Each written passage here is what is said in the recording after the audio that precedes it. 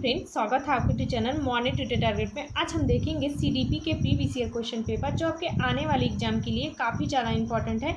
जैसा कि आप सभी जानते हैं कि किसी भी एग्जाम को क्लियर करने के लिए उसका PYQ क्वेश्चन कितना ज़्यादा इंपॉर्टेंट है। मैं हर वीडियो में बार बार कहती हूँ कि प्रीवियस ईयर क्वेश्चन पेपर लगाइए, आपका 100% निकल जाएगा। इससे क्या होता है कि आपको एक अनुमान लग जाता है कि CBSE कैसा क्वेश्चन पूछता है और कहाँ से पूछता है। प्रीवियस ईयर क्वेश्चन पेपर किसी भी एग्जाम को क्लियर करने के लिए काफ़ी ज़्यादा इंपॉर्टेंट होता है, इसलिए जितनी भी क्वेश्चन करवा रही हूँ सारे इंपॉर्टेंट हैं। तो जो लोग चैनल पे नए होंगे वह सब्सक्राइब कर लीजिएगा, जिससे जो भी मेरी क्लासेस होगी सारी क्लासेस आपको मिलती रहेगी। तो चलते हैं क्वेश्चन पे।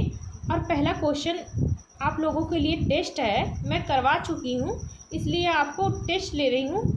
देखती हूँ कितने लोग इसका सही जवाब देते हैं।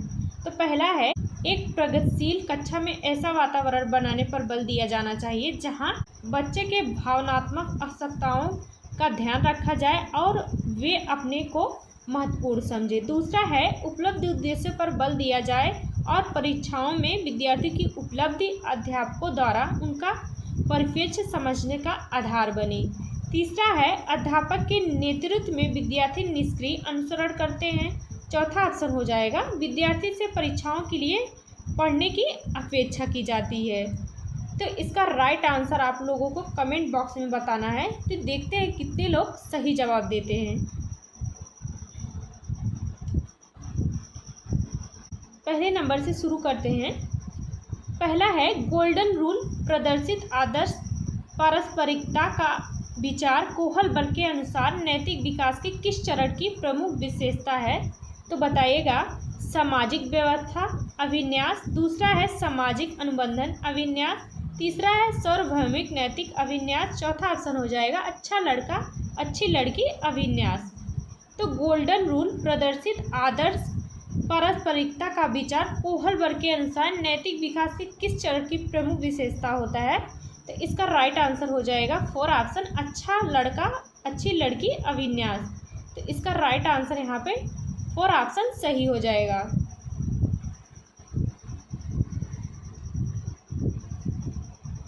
नेक्स्ट क्वेश्चन है, निम्नलिखित में से कौन सा बाल केंद्रित कक्षा को नहीं दर्शाता है?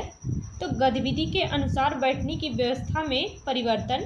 दूसरा है, बच्चों की प्रगति गुणात्मक रूप से और विकास के सभी पहलुओं को ध्यान में रखते हुए रिपोर्ट की जाती है।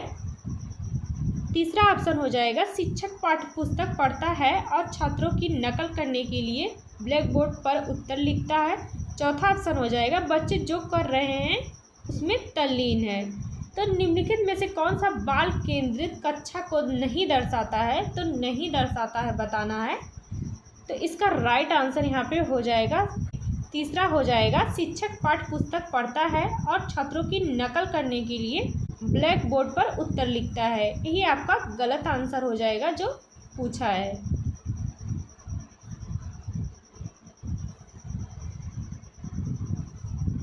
तीसरा क्वेश्चन है, अधिगम की प्रक्रिया में शर्मिंदगी क्या होती है? तो आवश्यक है। दूसरा है हानिकारक है। तीसरा है कोई संबंध नहीं है। चौथा ऑप्शन हो जाएगा महत्वपूर्ण है। तो अधिगम की प्रक्रिया में शर्मिंदगी क्या होती है? तो ये हानिकारक होती है। इसका राइट आंसर यहाँ पे सेकेंड ऑप्शन सही हो जाएगा। नेक्स्ट क्वेश्चन है, सामान्य विद्यालयों में दिव्यांग विद्यार्थियों के समावेशन हेतु निम्न में से कौन सा प्रावधान दिव्यांगजन अधिकार अधिनियम 2016 के प्रतिकूल है? तो पहला है, परीक्षा पत्र को पूरा करने के लिए अतिरिक्त समय देना, ये तो ज़रूरी है। दूसरा है, विद्यार्थी की ज़रूरत पूरी करने हेतु लिपिक की सुविधा देना, ये भी ज़रूरी है। तीसरा हो जाएगा, दूसरी और तीसरी भाषा संबंधी कोर्सेज की बाध्यता। चौथा ऑप्शन हो जाएगा, व्यक्तिगत ज़रूरतों के अनुसार यथोचित समायोजन देना। सामान्य विद्यालय में दिव्यांग विद्यार्थियों के समावेशन हेतु निम्न में से कौन सा प्रावधान जो अधिकार अधिनियम 2016 के प्रतिकूल हो जाएगा? तो इसका राइट आंसर यहाँ पे थर्ड ऑप्शन सही हो जाएगा, दूसरी और तीसरी भाषा संबंधी कोर्सेज की बाध्यता है। यही आपका प्रतिकूल हो जाएगा जो पूछा है। नेक्स्ट क्वेश्चन है, निम्नलिखित में से कौन कोहलबर्ग के चरों का उनके अंतर्निहित सिद्धांतों के साथ सुमेलित युग्म है? तो बताइएगा। पहला है सार्वभौमिक नैतिक अभिन्यास, सजा से बचाव, अच्छा लड़का अच्छी लड़की अभिन्यास, आदर्श पारस्परिकता। तीसरा है कानून और व्यवस्था अभिन्यास, एहसानों का एक समान आदान प्रदान। चौथा ऑप्शन हो जाएगा सामाजिक अनुबंधन अभिन्यास, विवेक के स्वयं चुने हुए नैतिक सिद्धांत। तो कौन सा कोहलबर्ग के चरों का उनके अंतर्निहित सिद्धांतों का सही सुमेलित युग्म में हो जाएगा? इसका राइट आंसर यहाँ पे सेकेंड ऑप्शन हो जाएगा अच्छा लड़का अच्छी लड़की अभिन्यास, आदर्श पारस्परिकता। यही आपका राइट आंसर सेकेंड ऑप्शन सही हो जाएगा, जो मिलान खाता है। नेक्स्ट क्वेश्चन है उन विद्यार्थियों के सफल समावेशन के लिए जो आर्थिक रूप से कमजोर वर्ग से हैं, एक शिक्षिका को क्या करना चाहिए? तो बताइएगा। पहला है बच्चों की अधिगम क्षमता का उनके सामाजिक वर्ग के साथ सहसंबंध मनाना चाहिए। दूसरा है उन्हें कम उम्मीदों के साथ एक अलग संकाय में दाखिल करना चाहिए। तीसरा है उनकी सामाजिक आर्थिक पृष्ठभूमि का सम्मान करके उन्हें स्वीकार करना चाहिए। चौथा ऑप्शन हो जाएगा प्रभावित संस्कृतियों से संबंधित उदाहरणों का ही प्रयोग करना चाहिए। तो उन विद्यार्थियों के सफल समावेशन के लिए जो आर्थिक रूप से कमज़ोर हैं, एक शिक्षिका को क्या करना चाहिए? तो बताइएगा। उनकी सामाजिक आर्थिक पृष्ठभूमि का सम्मान करके उन्हें स्वीकार करना चाहिए। तो इसका राइट आंसर यहाँ पे थर्ड ऑप्शन सही हो जाएगा। नेक्स्ट क्वेश्चन है कभी कभार व्यक्ति का सामाजिक अस्मिता पर आधारित रूढ़िवाद विद्यार्थी के असमानताओं की मान्यताएं पैदा कर देती है। इस तरह के नकारात्मक रूढ़िवादों का प्रभाव कम करने के लिए एक शिक्षिका को क्या करना चाहिए? तो बताइएगा। पहला है विद्यार्थियों को यह कहना चाहिए कि अधिगम एक अनियंत्रित प्रक्रिया है। दूसरा, ऐसे उदाहरण देना जो यह दर्शाए कि यह रूढ़िवाद सच है। तीसरा ऑप्शन हो जाएगा इस बात पर बल देना चाहिए कि अधिगम प्रयास पर प्रभावी रूप से निर्भर है। चौथा ऑप्शन हो जाएगा विद्यार्थी को बारंबार इनाम और सजा देना चाहिए। तो नकारात्मक रूढ़िवादी का प्रभाव कम करने के लिए एक शिक्षिका को क्या करना चाहिए? तो इस बात पर बल देना चाहिए कि अधिगम प्रयास पर प्रभावी रूप से निर्भर है। तो यही आपका राइट आंसर यहाँ पे थर्ड ऑप्शन सही हो जाएगा। नेक्स्ट क्वेश्चन है शिक्षकों को बच्चों के मूल्यांकन का विवरण उनके अभिभावकों को देना चाहिए, जिससे अभिभावकों को अपने बच्चे की पहचान कर उसे सही ढंग से नामांकित कर पाएँ, मंदबुद्धि, बुद्धिमान इत्यादि। दूसरा है अभिभावकों की अपने बच्चों के सीखने क्या और कैसे के बारे में समझ बन सके। थर्ड ऑप्शन हो जाएगा अभिभावक जान पाए कि उनका बच्चा क्या नहीं कर सकता है। चौथा ऑप्शन हो जाएगा अभिभावक अपने बच्चों की तुलना कक्षा के बाकी बच्चों से कर पाएँ। शिक्षकों को बच्चों के मूल्यांकन का विवरण उनके अभिभावकों को देना चाहिए, जिससे अभिभावकों को अपने बच्चों के सीखने क्या और कैसे के बारे में समझ बन सके। आपका राइट आंसर यहाँ पे सेकंड ऑप्शन सही हो जाएगा।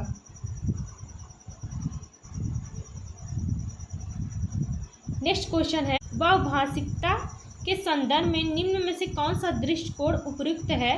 तो पहला है विद्यार्थियों को विद्यालय अवधि के दौरान उनकी मातृभाषा या स्थानीय भाषा का उपयोग करने के लिए दंडित किया जाना चाहिए। दूसरा है स्कूलों को केवल उन्हीं विद्यार्थियों को प्रवेश देना चाहिए जिनकी मातृभाषा निर्देश की भाषा के समान है। तीसरा है शिक्षक को सभी भाषाओं का सम्मान करना चाहिए और कक्षा में एक ऐसा वातावरण स्थापित करना चाहिए जो सभी विद्यार्थियों के समावेशन को बढ़ावा दे। चौथा ऑप्शन हो जाएगा शिक्षक को कक्षा में उन बच्चों की उपेक्षा करनी चाहिए जो कक्षा में अपनी मातृभाषा का उपयोग करते हैं। तो बहुभाषिकता के संदर्भ में कौन सा कथन सही हो जाएगा?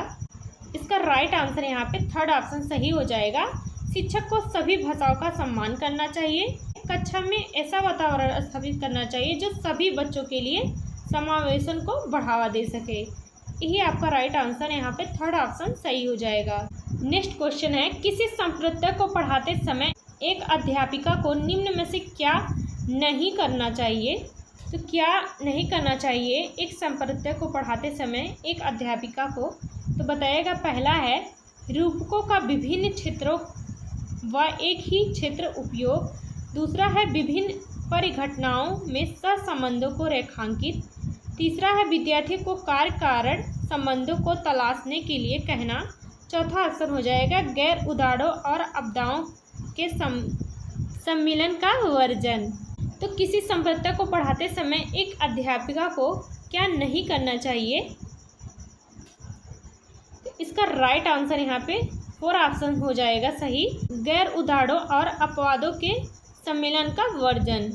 यही आपका राइट आंसर यहाँ पे 4 ऑप्शन सही हो जाएगा।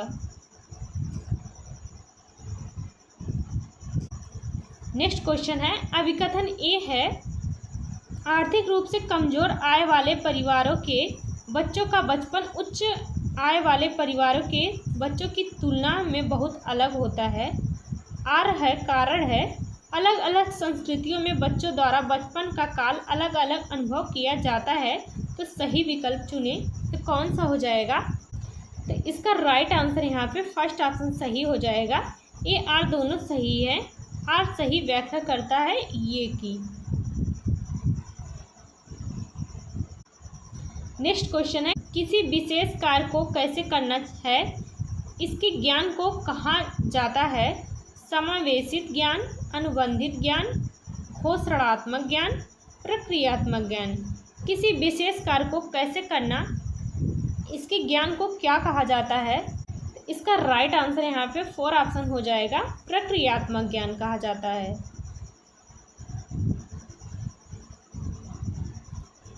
नेक्स्ट क्वेश्चन है, निम्नलिखित कथनों में से कौन सा कथन सामाजिकरण के संदर्भ में सही है। तो परिवार और स्कूल सामाजिकरण में प्रमुख योगदान देते हैं, लेकिन मीडिया और सहपाठी जैसे अन्य संस्थान भी जो महत्वपूर्ण भूमिका निभाते हैं। दूसरा हो जाएगा स्कूल बच्चों के प्राथमिक सामाजिकरण के प्रमुख संस्थान है। तीसरा है मीडिया बच्चों के सामाजिकरण का महत्वपूर्ण स्थान नहीं है। चौथा ऑप्शन हो जाएगा बच्चों के सामाजिकरण में धार्मिक संस्थाएं किसी भी तरह की भूमिका नहीं निभाती। 4 ऑप्शन है। तो कौन सा कथन सामाजिकरण के संदर्भ में सही हो जाएगा, इसका राइट आंसर यहाँ पे पहला आंसर सही हो जाएगा। परिवार और स्कूल सामाजिकरण के प्रमुख योगदान देते हैं, लेकिन मीडिया और सहपाठी जैसे अन्य संस्थान भी महत्वपूर्ण भूमिका निभाते हैं। तो करेक्ट आंसर यहाँ पे फर्स्ट सही हो जाएगा। नेक्स्ट क्वेश्चन है, समग्र मूल्यांकन के उद्देश्यों को ध्यान में रखते हुए अध्यापिका को क्या करना चाहिए। तो प्रश्न उत्तरी में केवल सही उत्तरों के आधार पर प्राप्त अंकों पर विचार करना। दूसरा है केवल बच्चों द्वारा की गई त्रुटियों पर विचार करना।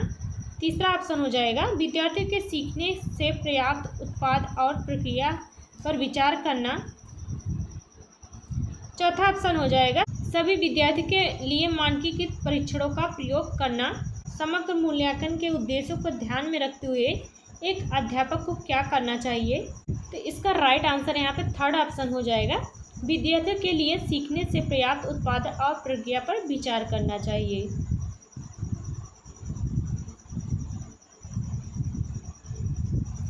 नेक्स्ट क्वेश्चन है, निम्नलिखित में से कौन सा जीन पियाजे के संज्ञानात्मक विकास सिद्धांत की आलोचना है।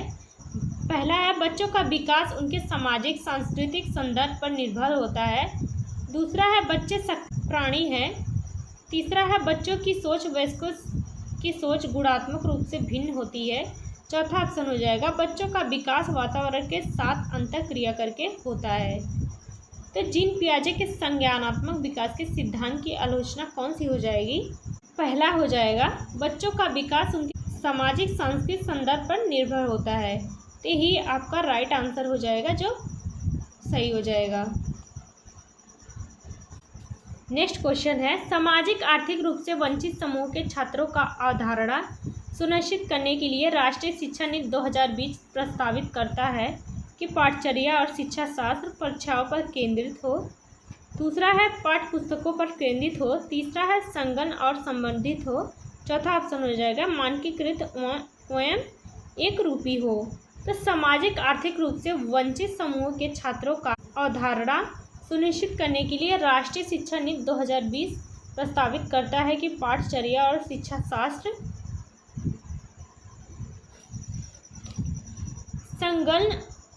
संलग्न और संदर्भित हो। इसका राइट आंसर यहाँ पे थर्ड ऑप्शन सही हो जाएगा। नेक्स्ट क्वेश्चन है विद्यार्थियों के लिए अधिगम को सार्थक बनाने के लिए एक शिक्षिका को निम्न में से क्या करना चाहिए। तो पहला है पाठ्य पुस्तक सामग्री से रट कर याद रखने पर जोर देना। दूसरा है व्यवहार अनुकूलन के लिए उत्तेजना प्रतिक्रिया संघ को नियोजित करें। तीसरा है विद्यार्थियों को प्रेरित करने के लिए मूर्त पुरस्कारों का अक्सर उपयोग करें। चौथा ऑप्शन हो जाएगा अनुभव पर चिंतन और मनन करके अवसर प्रदान करें। विद्यार्थियों के लिए अधिगम को सार्थक बनाने के लिए एक शिक्षिका को क्या करना चाहिए। इसका राइट आंसर यहाँ पे फोर ऑप्शन सही हो जाएगा। अनुभवों पर चिंतन और मनन करने के अवसर प्रदान करें। यही आपका राइट आंसर यहाँ पे फोर ऑप्शन सही हो जाएगा। नेक्स्ट क्वेश्चन है पालन पोषण की प्राधिकारिक शैली किस प्रकार आधारित है। बच्चे के बारे में खुद निर्णय लेना। दूसरा है बच्चे के पक्ष को ना सुनना। तीसरा है बच्चों के अविवेकपूर्ण मांग करना। चौथा ऑप्शन हो जाएगा जब संभव हो तब बच्चे के साथ साझेदारी निर्णय करना। तो पालन पोषण प्राधिकारिक शैली किस पर आधारित है। इसका राइट आंसर यहाँ पे फोर ऑप्शन हो जाएगा जब संभव हो तब बच्चे के साथ साझेदारी में निर्णय ले सकें। यह आपका राइट आंसर यहाँ पे फोर ऑप्शन सही हो जाएगा। नेक्स्ट क्वेश्चन है एक प्रगतिशील शिक्षिका को अपनी कक्षा में किस प्रकार रवैया अपनाना चाहिए। समानुभूति नियंत्रण एवं परवाह का। दूसरा है समानुभूति नियंत्रण एवं अनुशासन का। तीसरा है समानुभूति वास्तविकता एवं परवाह का। चौथा ऑप्शन हो जाएगा समानुभूति वास्तविकता एवं नियंत्रण का। तो एक प्रगतिशील शिक्षिका को अपनी कक्षा में किस प्रकार का रवैया अपनाना चाहिए। तो इसका राइट आंसर यहाँ पे थर्ड ऑप्शन सही हो जाएगा समानुभूति वास्तविकता एवं परवाह का।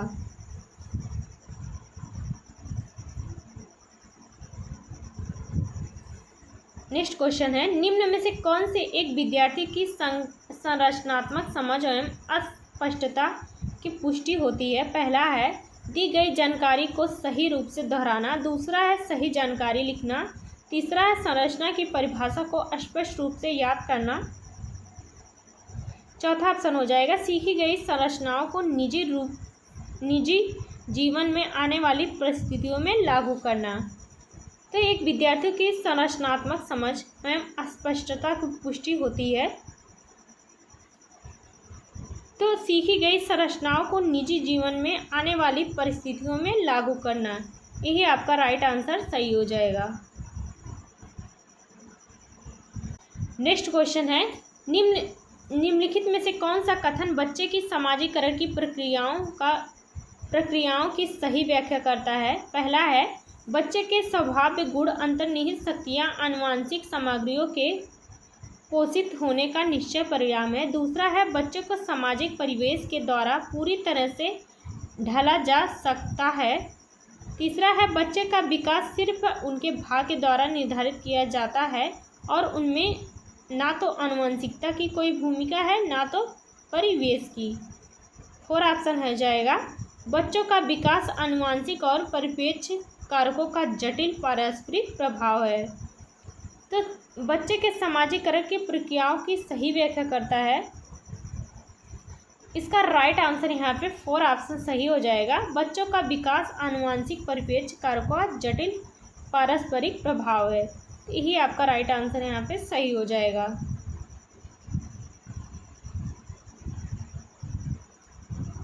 नेक्स्ट क्वेश्चन है हार्वर्ड गार्डनर के सिद्धांत के अनुसार बुद्धि एक एकांकी संरचना है। दूसरा है बुद्धि एक व्यापक क्षमता है जो संचित ज्ञान और अनुभव पर निर्भर है। तीसरा है बुद्धि के 3 प्राथमिक मानसिक क्षमताओं में वर्गीकृत किया जा सकता है। चौथा ऑप्शन हो जाएगा बुद्धि को विविध स्वतंत्र बुद्धियों में विभाजित किया जा सकता है, जिनमें प्रत्येक एक अद्वितीय जैविक आधार हैं। तो हार्वर्ड गार्टन के अनुसार तो बुद्धि को विविध स्वतंत्र बुद्धियों में विभाजित किया जा सकता है, जिनमें प्रत्येक एक अद्वितीय जैविक आधार हैं। यही आपका राइट आंसर यहाँ पे 4 ऑप्शन सही हो जाएगा।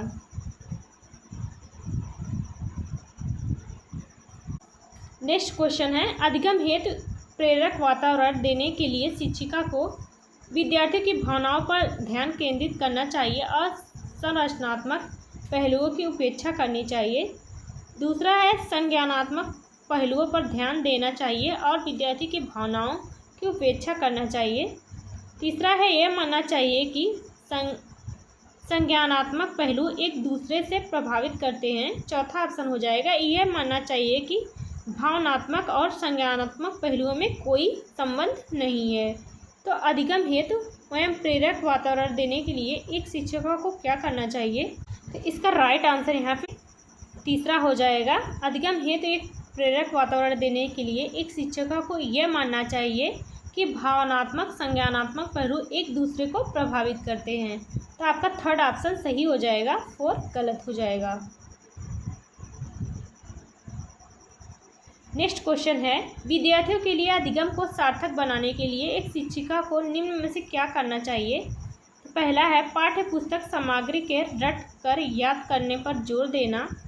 दूसरा है व्यवहार अनुकूलन के लिए उत्तेजना प्रतिक्रिया संघ को नियोजित करें। तीसरा है विद्यार्थियों को प्रेरित करने के लिए मूर्त पुरस्कारों का अक्सर उपयोग करें। चौथा ऑप्शन हो जाएगा अनुभवों पर चिंतन और मनन करने के अवसर प्रदान करें। विद्यार्थी के अधिगम को सार्थक बनाने के लिए एक शिक्षिका को क्या करना चाहिए? इसका राइट आंसर यहाँ पे 4 ऑप्शन सही हो जाएगा। अनुभव पर चिंतन और मनन करने के अवसर प्रदान करना चाहिए।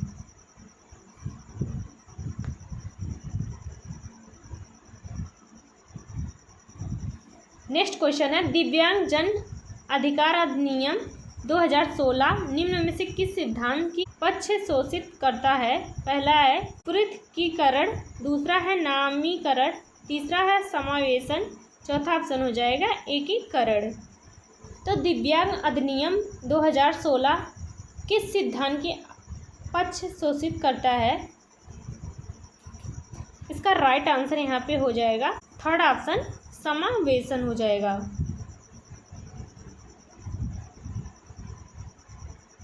नेक्स्ट क्वेश्चन है, एक प्रगतिशील शिक्षिका में अपनी कक्षा में किस प्रकार का रवैया अपनाना चाहिए? पहला है समानुभूति नियंत्रण एवं प्रवाह, दूसरा है समानुभूति नियंत्रण एवं अनुशासन, तीसरा है समानुभूति वास्तविकता एवं प्रवाह का, चौथा ऑप्शन हो जाएगा समानुभूति वास्तविकता एवं नियंत्रण का। तो एक प्रगतिशील शिक्षिका को अपनी कक्षा में किस प्रकार रवैया अपनाना चाहिए? तो इसका राइट आंसर हो जाएगा यहाँ पे थर्ड ऑप्शन समानुभूति वास्तविकता एवं प्रवाह हो जाएगा।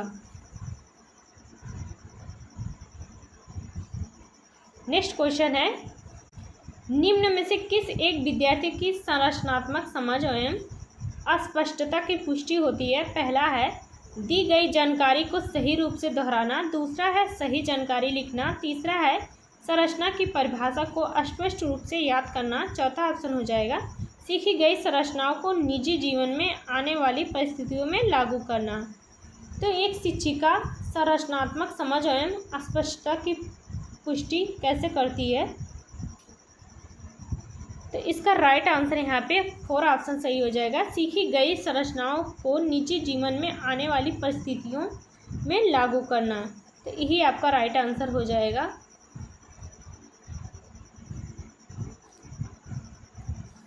नेक्स्ट क्वेश्चन है, निम्नलिखित में से कौन सा कथन बच्चे की सामाजिकरण प्रक्रियाओं का सही व्याख्या करता है? तो पहला है बच्चे के संभाव्य गुण अंतर्निहित शक्तियाँ आनुवंशिक सामग्रियों के शोषित होने का निश्चित परिणाम है, दूसरा है बच्चों को सामाजिक परिवेश के द्वारा पूरी तरह से ढला जा सकता है, तीसरा है बच्चों का विकास सिर्फ उनके भाग्य द्वारा निर्धारित किया जाता है और उनमें ना तो आनुवंशिकता की कोई भूमिका है ना परिवेश की।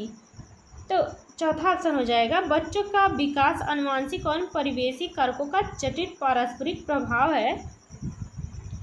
तो इसका राइट आंसर यहाँ पे हो जाएगा 4 ऑप्शन सही हो जाएगा। बच्चों का विकास आनुवंशिक और परिवेशी कारकों का जटिल पारस्परिक प्रभाव होता है। तो 4 ऑप्शन आपका यहाँ पे सही हो जाएगा। नेक्स्ट क्वेश्चन है, हार्वर्ड गार्डनर के सिद्धांत के अनुसार बुद्धि एक एकाकी संरचना है। दूसरा, बुद्धि एक व्यापक क्षमता है जो संचित ज्ञान और अनुभव पर निर्भर है। तीसरा, बुद्धि को 3 प्राथमिक मानसिक क्षमताओं में वर्गीकृत किया जा सकता है। चौथा ऑप्शन हो जाएगा बुद्धि विविध स्वतंत्र बुद्धिमत्ताओं में विभाजित किया जा सकता है जिनमें प्रत्येक का एक अद्वितीय जैविक है। तो हार्वर्ड गार्डनर के अनुसार यहाँ पे इसका राइट आंसर यहाँ पे 4 ऑप्शन हो जाएगा। बुद्धि को विविध स्वतंत्र बुद्धियों में विभाजित किया जा सकता है जिनमें प्रत्येक का एक अद्वितीय जैविक आधार होता है। तो इसका राइट आंसर यहाँ पे 4 ऑप्शन सही हो जाएगा।